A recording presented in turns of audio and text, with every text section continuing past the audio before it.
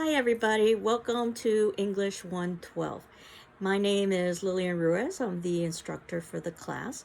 Normally we would be meeting in person, but as you know, there's very little that's normal about these times. So instead, this is an online class. So I have this class video to give you a sense of what it is I would have discussed if we were meeting in person. And what I would do during the first class is just review the syllabus and the course outline, which is what I'm going to be doing today. And you'll see on your Moodle site at the top that there are several sections.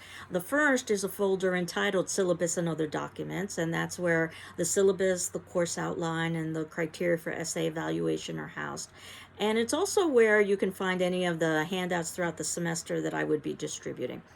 And then assignments and due dates just reiterates the dates in which you have assignments due, though you can also find that in the course outline. And then there's a past class session folder where I will be putting the previous week's classes there so that you can always access the current week down below in Moodle, but the previous classes will all be available for you to watch and read at your convenience throughout the entirety of this semester. You can see I also have a discussion forum, and that's where we would be interacting as if we were in class. And then there is also an optional chat and an optional Zoom. The optional chat is on Tuesdays from 1 to 1:30, and you can see that there's a space there at the top of Moodle where you could just click on that and get into our chat room. And the optional Zoom, and you can click on that and that'll give you the Zoom link for when I will be available on Thursdays from 1 to 1:30. You're not required to attend either one of these, but you can think of it as just another opportunity to interact with me or to interact with the class if you so choose. And then you can see below that I've got listed our first week, which is the 7th and the 9th. Normally we would be meeting on Tuesdays and Thursdays, so I'm going to keep to that and post class videos on Tuesdays and Thursdays, which I'll talk about in a moment. And you can see that in addition to the class video, what I've got are the notes for that particular class, as well as that class's attendance question, which is what you would be answering on the discussion forum. But let me begin with the syllabus itself, which again you can access in the syllabus and other documents area. And you can see that if you were looking at that particular document, you've got pieces of information about me, for instance, my name. Most people call me Lillian. I'm pretty informal. My phone number, and you can always leave a message because I will be checking my office messages. My email, which is my surname, Ruiz, R-U-I-Z, at gcc.mass.edu. And there is no first initial because when I started at GCC in 1993, believe it or not, email had not been standardized yet. So these were the very early days of the internet. And my office is North 328A, though I'm not on campus this semester. This has become basically my office. What you're looking at is a piece of my living room. But certainly there are lots of different ways that we can interact with one another. In addition to the optional chat room, which is again on Tuesdays from 1 to 1:30, and the optional Zoom, which is the chat room is on Tuesdays, and that's from 1 to 1:30, and the optional Zoom is Thursdays from 1 to 1:30. You can always schedule an appointment with me either via Zoom or chat room or even telephone. So I want to try to be as available as possible.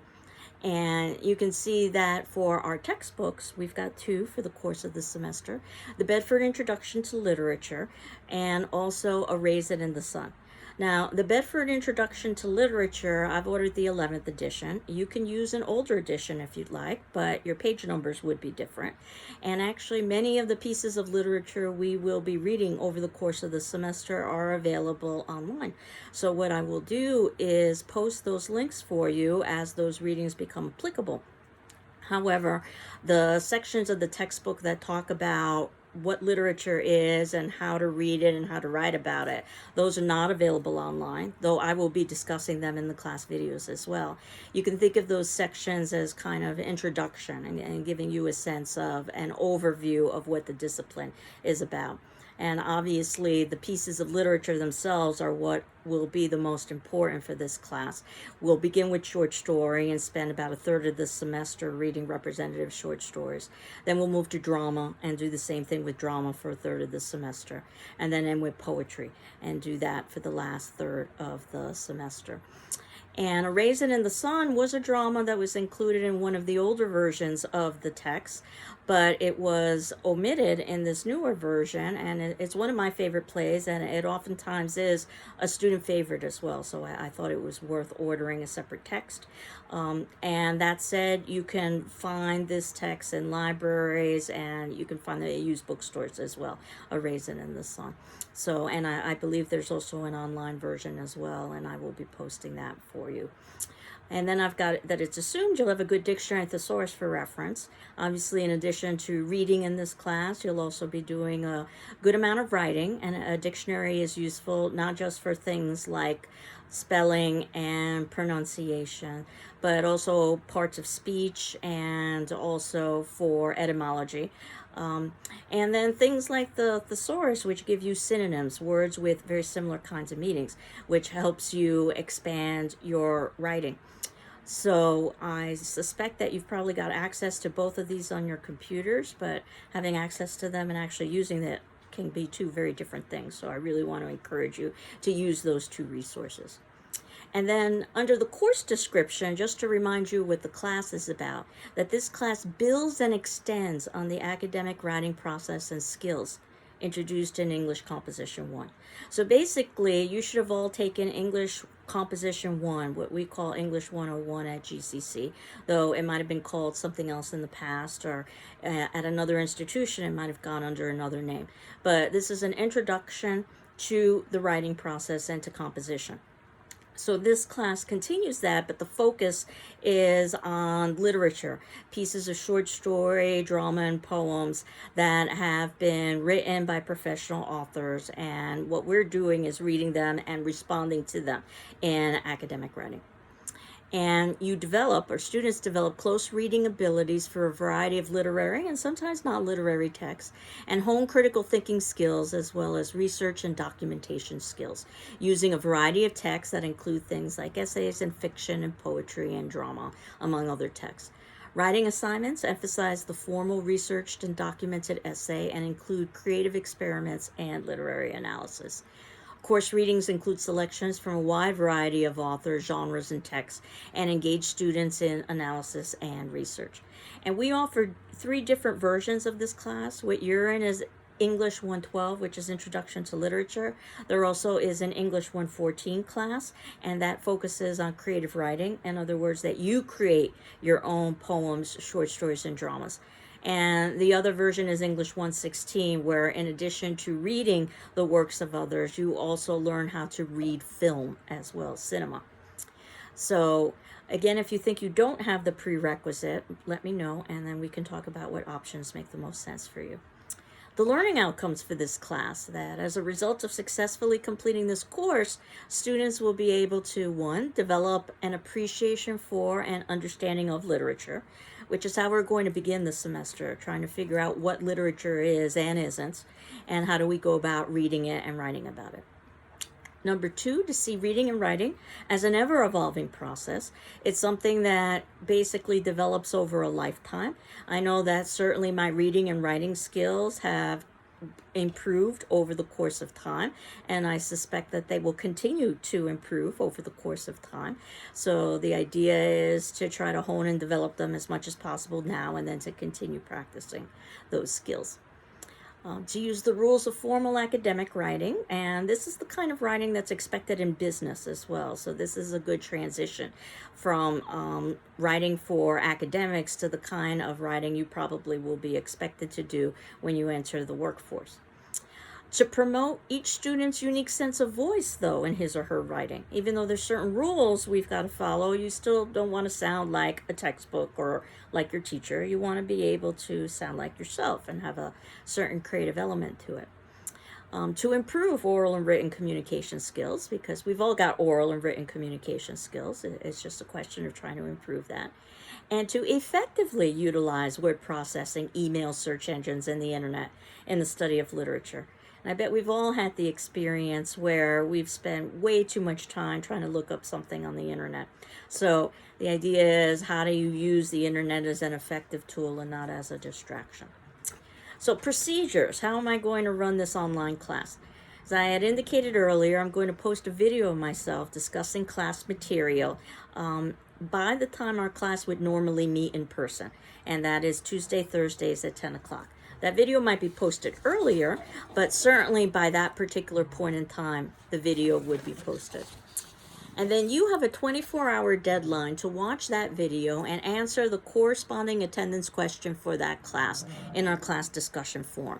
And if you need more time, don't fret, just ask me for an extension. I'll be happy to grant it to you. Your answer in the class discussion form is basically your attendance for the class. So they're the kinds of questions that don't have any right or wrong answers, and that will suffice basically for your presence for that class. And you're not required to respond to any of your classmates' responses, but any additional interaction you have outside of your own response is similar to participation in a class, such as participating in a live class. And I know some students learn best by participating and some learn best by listening. I don't think one is necessarily better than another. They're both just different. So you can decide how much or little time to participate with the comments of your classmates, but you should, however, read all of the discussion forum responses.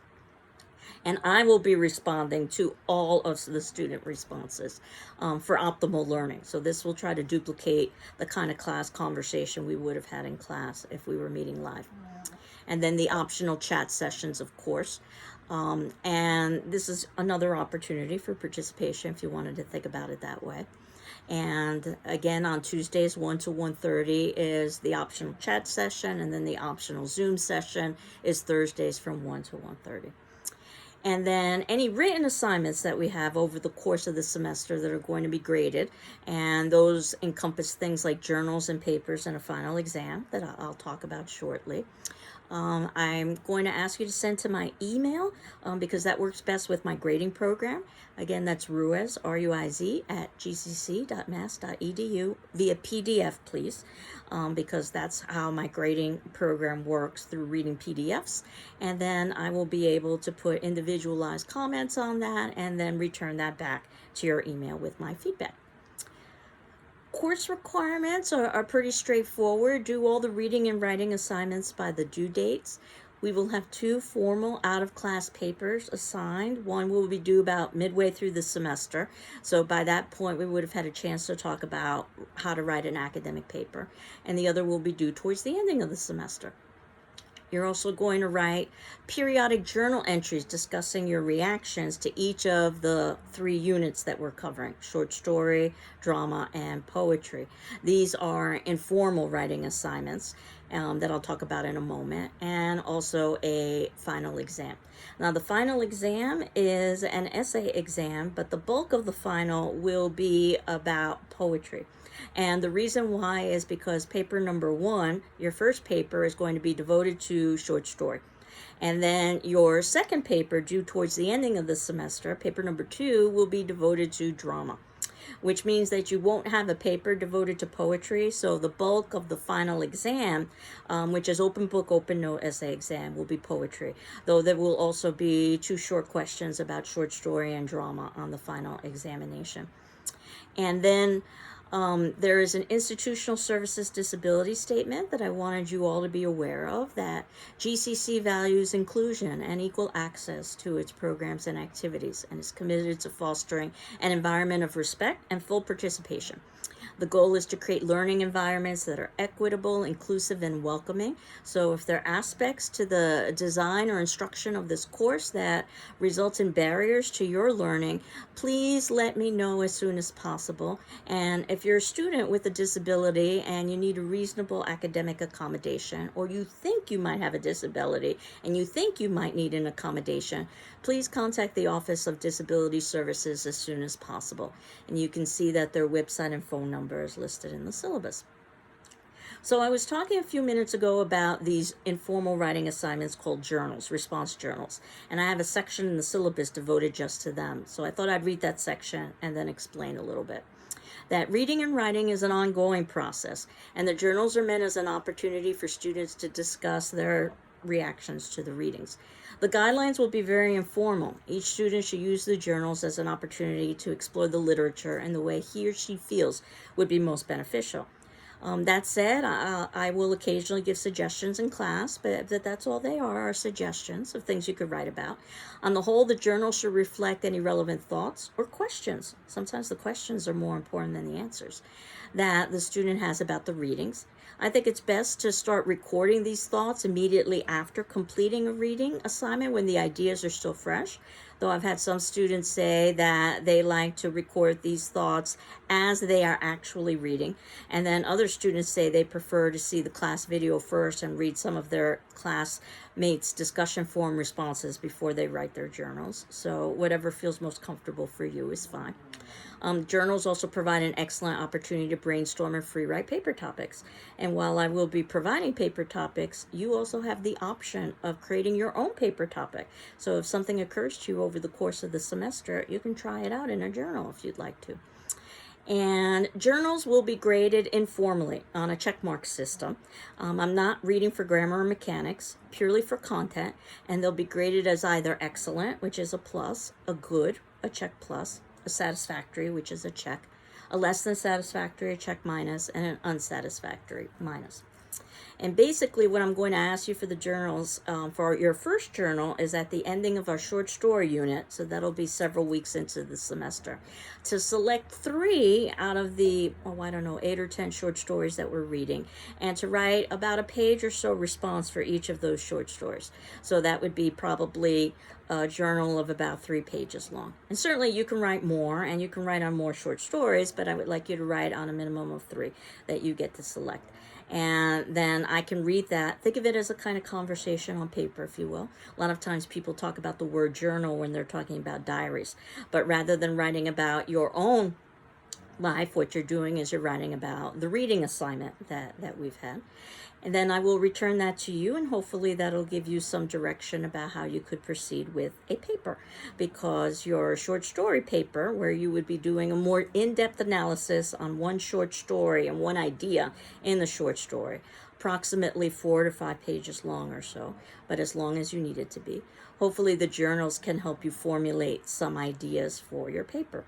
And then we'll do the same for the drama section. When we end the drama section, I'll ask you to select the 3 dramas that we are reading and watching, because there are 3 dramas in the class, and write a journal with a page or so devoted to each of those dramas. So that would be about a 3-page journal, and I will review that, grade it informally on a checkmark system, and then a couple weeks after that you'll have your second paper due, which is on drama. Those are graded much more formally on letter systems.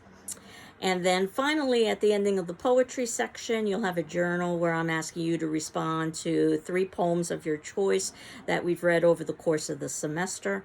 And again, approximately a page or so for each of those poems. So approximately 3 pages long.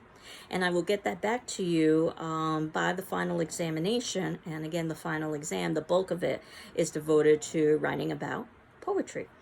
So all of that is how I'm hoping that you can get an overview of what it is that we would have done in class.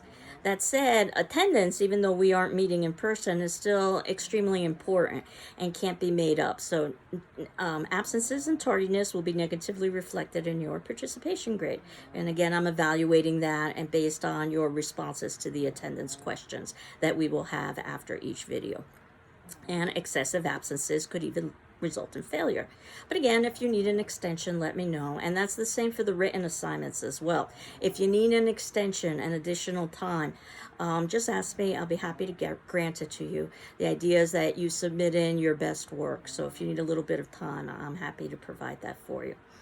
And in terms of attendance, you don't need to notify me if you're going to be absent for a particular class, but do speak with me if you miss several classes. So consultations, as I indicated, there are the optional chats and Zooms or by appointment.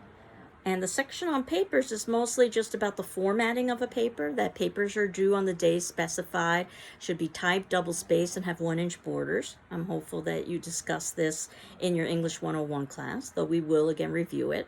Pages should be numbered, and cover pages should list the paper title, your name, the course and section number, my name, and the due date. Late papers, just like late journals, will lower your grade by 1 full grade, and no late work will be accepted after 1 week has elapsed unless you've made other arrangements with me. So again, please ask me for an extension. I'll be happy to grant it to you. And I will distribute paper assignments during the term, and I indicated you can create your own as well.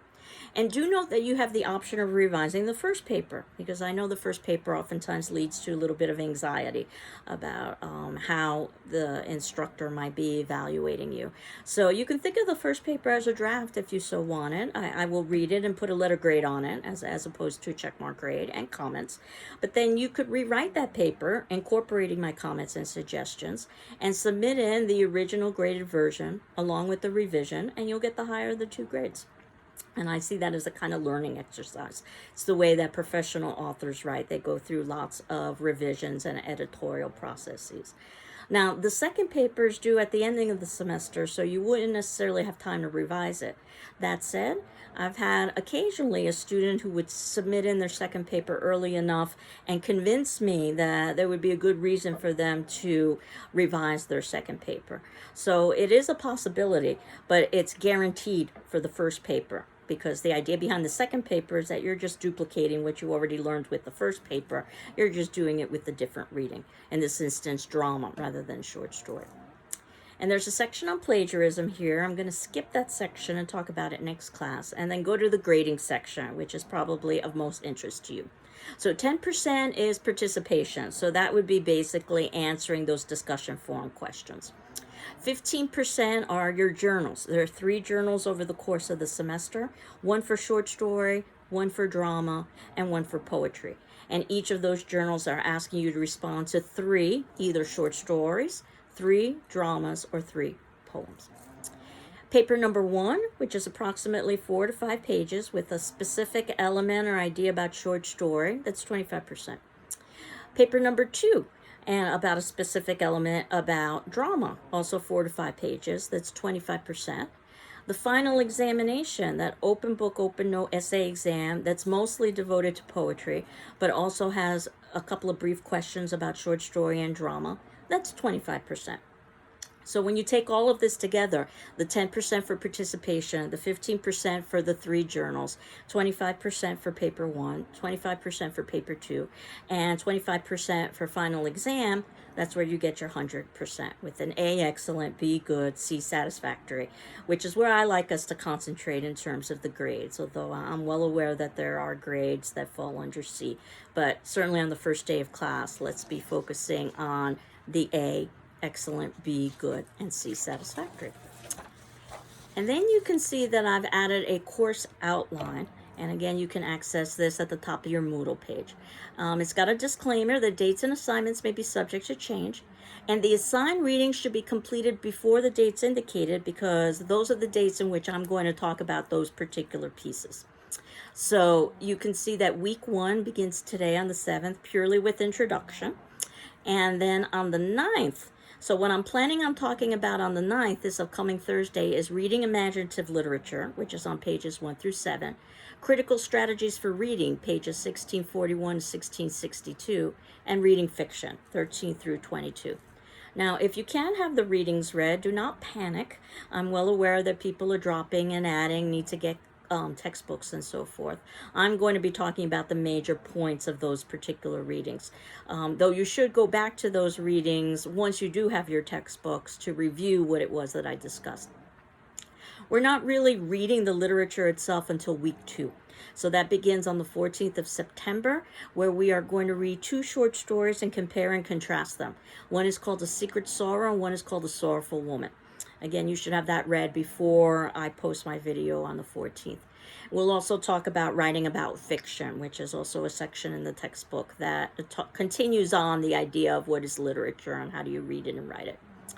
And then on the 16th, we're going to read a short story entitled The Story of an Hour that was actually embedded in an earlier set of readings, but I wanted to pull it out separately and to have us really devote attention to that. And we'll talk some more about reading and the writing process. I'll also have some handouts for you about things like writing papers and paper topics and so forth.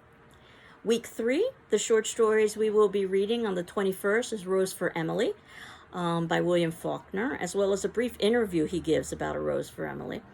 I'm also asking you to do a skimming, and by skimming I mean skimming, of Glossary of Literary Terms. I wanted you to be aware that there is indeed a glossary at the back of your book, and it's something that you can access in terms of literary terms. Then we continue on the 23rd with Young Goodman Brown. And I realize you might have already read some of these short stories, which puts you at an advantage if you've already read it. But you need to reread. One of the things we'll talk about with literature is that it requires multiple rereadings in order to truly understand the text. Soldier's Home by Ernest Hemingway, and Battle Royal, which appears in the novel Invisible Man by Ralph Ellison. And then on the 28th, we're supposed to be finishing up with a short story entitled Girl and a short story entitled Popular Mechanics. Girl by Jamaica Kincaid, Popular Mechanics by Raymond Carver. Sometimes I tend to fall a little bit behind, so I've embedded some catch-up classes in there.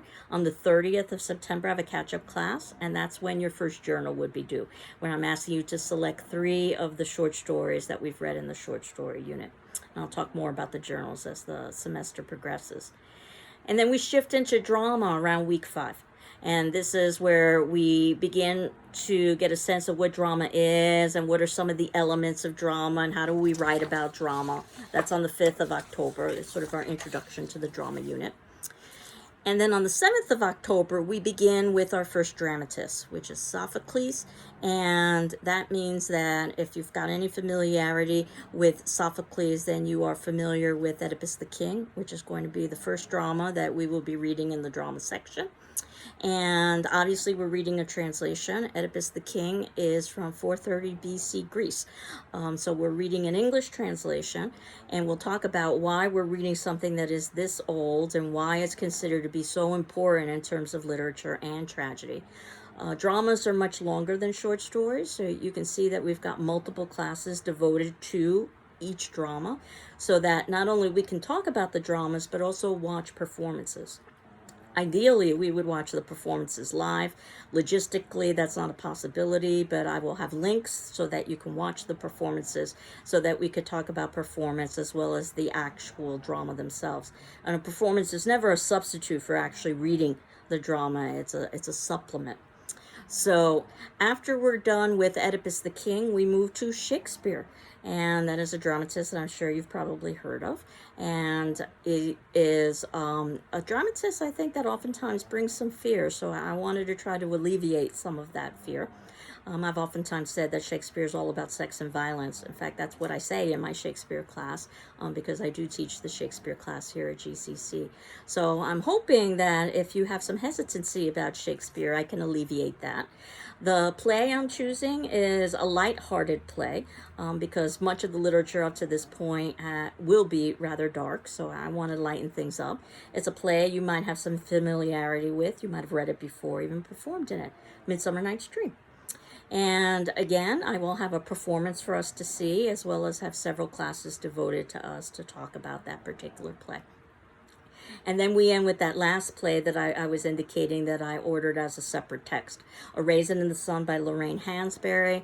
And it's our most contemporary of the plays written in America in the 1950s, as opposed to Shakespeare, where we've got the 1500s in England.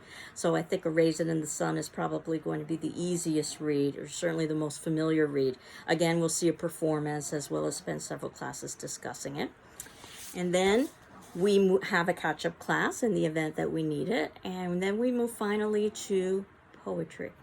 And this, on the 30th, our catch-up class is when you've got your second journal due for 3 dramas. The first being Oedipus, about a page or so. Second being Midsummer, about a page or so. And the third being Raisin in the Sun, about a page or so. Then on the 2nd of December, we begin by talking about what poetry is, though we will have talked about poetry somewhat in short story and in the drama unit. So in some ways, we'll be more familiar with poetry than we might have been with any of the other genres when we began.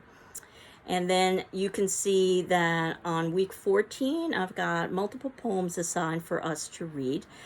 Shall I Compare Thee to a Summer's Day? Very famous poem by Shakespeare, a Shakespearean sonnet. To His Coy Mistress by Andrew Marvell. This is also Britain, 1600s, so it'll probably seem a little bit removed. The Author to Her Book by Anne Bradstreet. And yes, women were writing in the 1600s in Britain. And then we will read The Sick Rose by William Blake. You might have heard of William Blake before, very famous romantic poet. So I tried to choose works that had a certain amount of prestige or importance in the study of literature. Because I Could Not Stop for Death, a poem by Emily Dickinson. That gets us into the 1800s.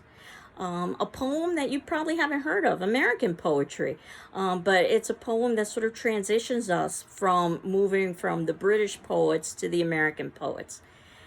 Some American poets you might be very familiar with, in addition to Emily Dickinson, might be Robert Frost, The Road Not Taken, is we will be reading. Next to, of course, God, America, I, E. Cummings. America by Allen Ginsberg, one of the Beat poets. And that puts us in the 14th of December when our second paper will be due about drama. And early papers always encouraged.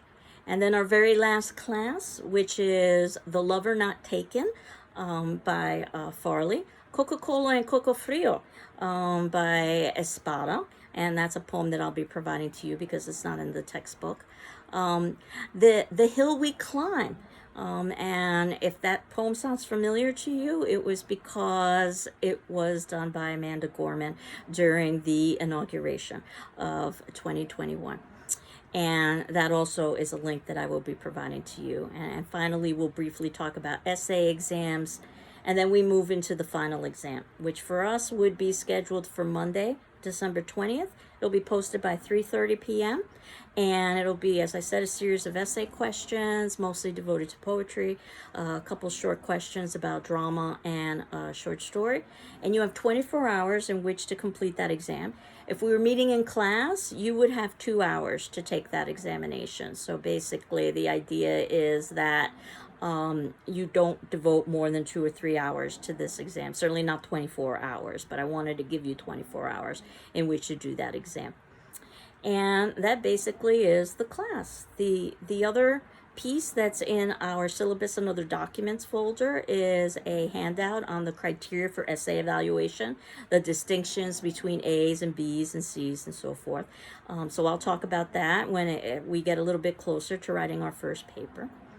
And the only thing that's left is our attendance question. So today's attendance question, which you can answer in our discussion forum, would be introducing yourself to the class. Introducing yourself to the class. And you can feel free to upload pictures or video, but not required. Just tell us a little bit about yourself, and that'll count as attendance for the actual class itself.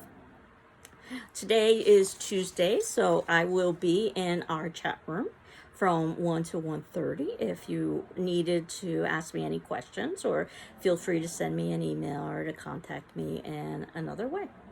So we will continue on next class. You can see that you've got 24 hours in which to respond to the attendance question.